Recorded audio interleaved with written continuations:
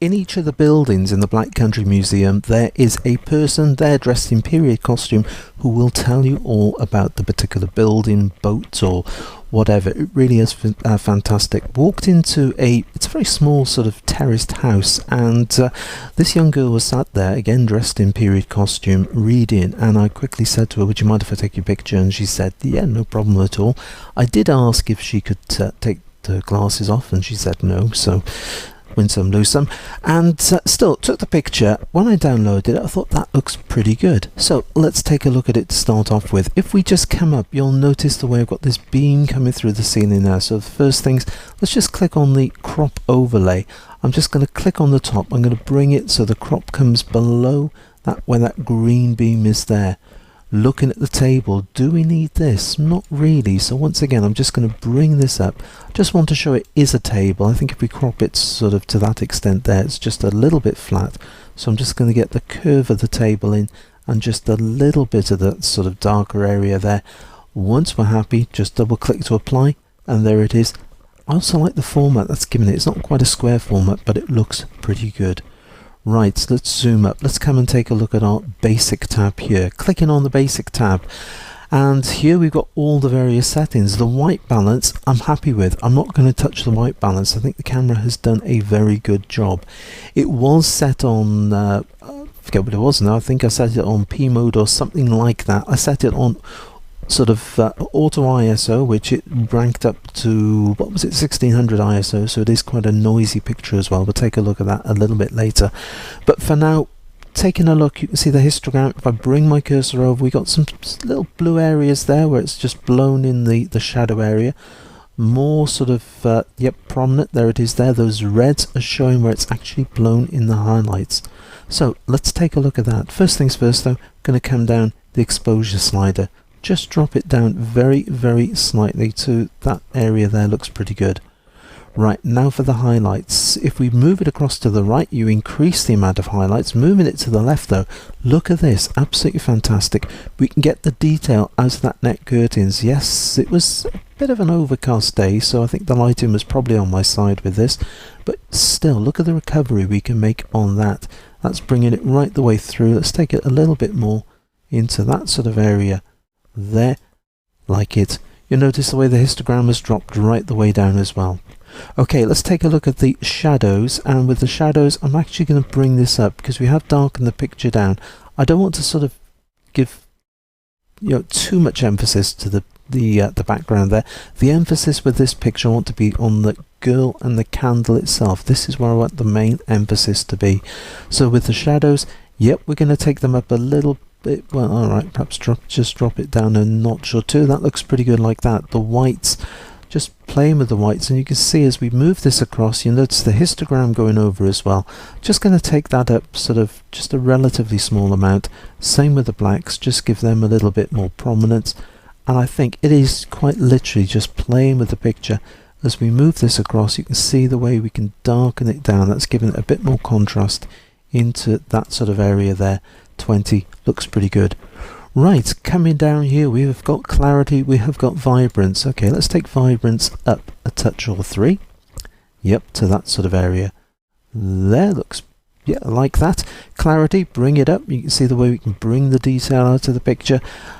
Not going to do that though. We're going to take it in the opposite direction. We're going to drop it down into the minus because I want to give this a little bit of a softer look. I want to give it a bit more of a dreamier look that'll fit in with the sort of the girl sat there reading her book, and just bringing it, yeah, something like that there. You can see we've only got a small, what we got, minus 29.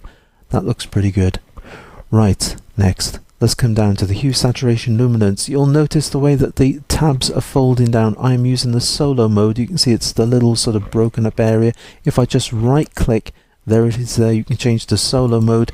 That means the panels fold up as you use each one of them. Right, now with this, one of my favourite tricks is just come down magenta, take it out purple, take it out blue. You can see with the way the blue there, yep, working through that. Nope, don't want it, take it out. Aquas, nope. Greens, nope. Yellows, yeah, I think we'll have a bit of yellow. Let's just click and bring it down to this sort of area here. No, I think I'm going to take it back up a bit to that sort of area there. That looks pretty good. Oranges, do we need the oranges? Let's drop those down there. Taking it a little bit more to that sort of area. You can see she's now got just a little bit too much red in her cheek, so let's just bring that down to this sort of area, and it's that sort of look I'm after there. We're keeping the colours in the candle. Just going to perhaps increase the yellows a little bit, like that. My favourite, split toning, dropping into this.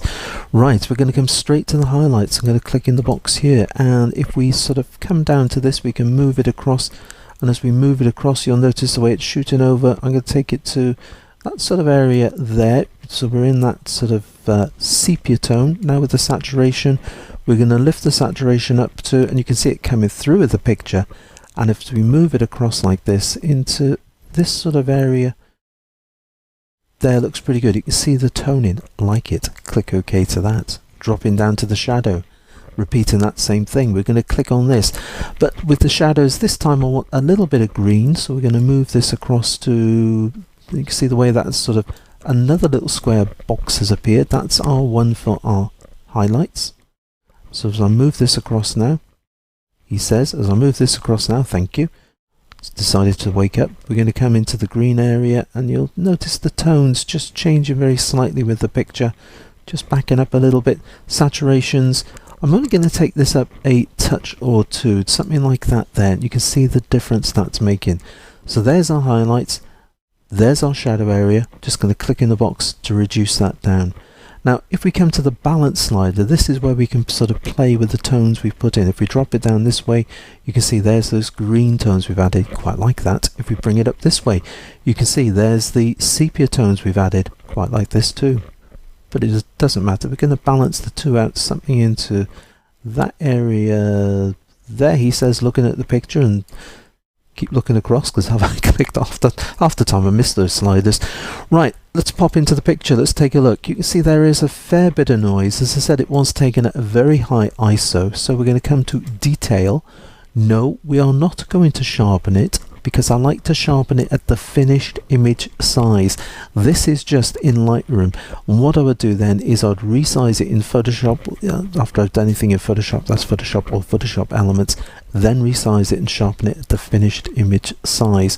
But we are going to come down to noise reduction, and with the noise reduction we're going to come to the luminance slider, and let's just click and bring this up, and you see just taking it up there. What have we got? We've got 34. Like it. It's just got some nice, sort of release it. Yeah, it's just got some nice detail. When I say detail, just a nice little bit of noise reduction. Still got a nice little bit of texture. That's the word I was looking for. Found it. Right, don't worry now. You don't need to look for the word I was after, because I found it myself. Bringing this across the detail there, it looks pretty good. You can see, yep, like it. Popping out. There it is. Next, lens correction. Become a big fan of lens correction. If I just switch to this, and you can see here it is, and what we can do is enable profile correction. Now this is going to sort of find it for, there's the make of the lens I was using, there's the lens I was using, and there is all the bits and pieces. And if I just switch this on and off, you can see that's the difference it makes to it. If you just click in the tab there, that switches it on and off as well. That's using that little button in the top. Like that. I don't think there's going to be any chromatic aberration, so I'm not going to bother with that, but yeah, that does a pretty good job. Right, next we're going to come down to effects. Now clicking on effects, now with the effects, yes, I know, yeah, it's a vignette, we're going to use a vignette, but if we just pop this up, we can take it across this way, and I sometimes think that, you know, you could use a sort of a highlighted vignette. It gives a sense of age, just a sense of nostalgia to a picture as well, so worth experimenting with this. I'm going to drop it down the other way though, darkening it down. That's the sort of thing we're after here. Perhaps just into that. I just want to sort of keep the darkness. I wanted the light to come through there. She sat there with a candle, so I just want the daylight from the window, the candle light there, and there it is. Job done. Let's just come across. I'm going to come to snapshots here, and I'm going to take a snapshot of this. There it is, putting it in with the date. You can of course rename it. That's put a snapshot in, because what we can do now is we can just quickly have a look. If I just click on reset, that's what we started off with, and if I just go through, there it is. That's what I've sort of, well, that's the difference we've made to it now. I'm just going to press L on the keyboard. L will slightly darken down the background. If I press it on L, we'll put it again. It puts it on a black background. There's our finished image. It's just a way of sort of toning. It's just a way of sort of darkening down, playing with the colours. And there's our finished image. Go on, give it a try. Until the next time, it's happy imaging and take care.